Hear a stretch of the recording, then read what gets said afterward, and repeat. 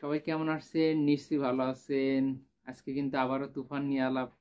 কারণ তুফান যে আবারও রিলিজ পেতে যাচ্ছে। হ্যাঁ, ঠিকই শুনেছেন, তুফান কিন্তু আবারও রিলিজ পেতে যাচ্ছে।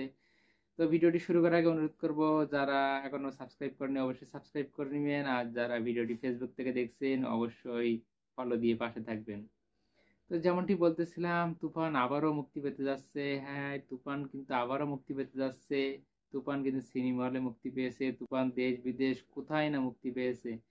বিশ্বের এমন কোনো বাংলা কমিউনিটি নাই যেখানে কিন্তু তুফান মুক্তি পায় নাই। এরপরে কিন্তু সারা পৃথিবীর জন্য উন্মুক্ত হয় কিন্তু ওটিটির মাধ্যমে, আর ওটিটিতে কিন্তু রিলিজ হয় তুফান। এবং কিন্তু ওটিটিতে কিন্তু রেকর্ড পরিমাণ কিন্তু একটা রেসপন্স পাওয়া যায়। আর সিনেমা হলে তো রেসপন্স কেমন পেয়েছে সেটা সারা বাংলাদেশের মানুষ জানে, সারা বিশ্বের বাঙালিরা জানে। এমন প্রত্যেকটি দেশে যত বাঙালি আছে কম বেশি সবাই তুফানের কথা শুনেছে। সেই তুফান কিন্তু এবার আরো মানুষের ঘরের একবারে আপন জায়গায় ঢোকার অপেক্ষায় রয়েছে, কারণ তুফান কিন্তু এবার টিভিতে রিলিজ হতে যাচ্ছে। হ্যাঁ, এবার কিন্তু তুফান টিভিতে ওয়ার্ল্ড প্রিমিয়ার হতে যাচ্ছে।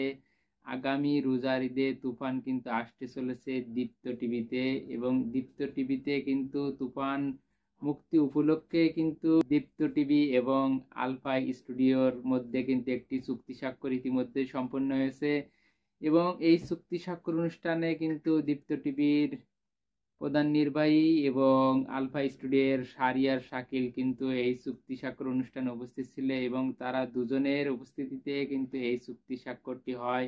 আলফা স্টুডিও এবং দীপ্ত টিভি দুই প্রতিষ্ঠানের কিন্তু প্রতিনিধিরা কিন্তু খুবই উচ্ছ্বসিত, কারণ তুফান সারা বিশ্বে কিন্তু একটি আলোড়ন সৃষ্টিকারী সিনেমা, এবং তুফান সারা বিশ্বে কিন্তু একটি সাড়া জাগানো সিনেমা ছিল। এবং প্রত্যেকটি বাঙালি কিন্তু এই ছবি নিয়ে কিন্তু অনেক খুব এক্সাইটেড, এবং প্রত্যেকটি বাঙালি কিন্তু তুফান নিয়ে গর্ববোধ করে, কারণ তুফান এমন একটি সিনেমা তৈরি হয়েছিল যেটি বাংলাদেশের সিনেমা ইন্ডাস্ট্রির একটা ধারাটাই কিন্তু বদলে দিয়েছিল। কারণ তুফান কিন্তু বড় বাজেটের ছবি ছিল, এবং সেই বড় বাজেটের ছবি কিন্তু বড় সাহস নিয়েই কিন্তু মাঠে নামা লাগে।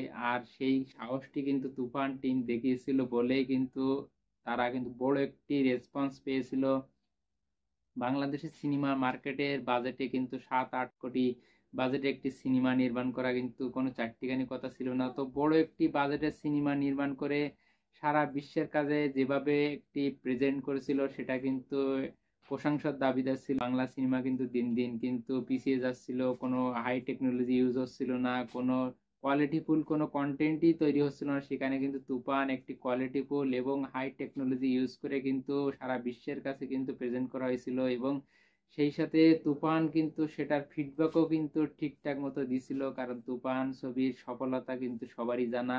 আর এই ছবি এবার তো টেলিভিশন পর্দা আসতে চলেছে, এবং প্রত্যেকটি মানুষ ঘরে বসেই কিন্তু এই তুফান ছবিটি কিন্তু ফ্রি দেখতে পারবে টেলিভিশনের পর্দায়, দীপ্ত টিভির পর্দায়।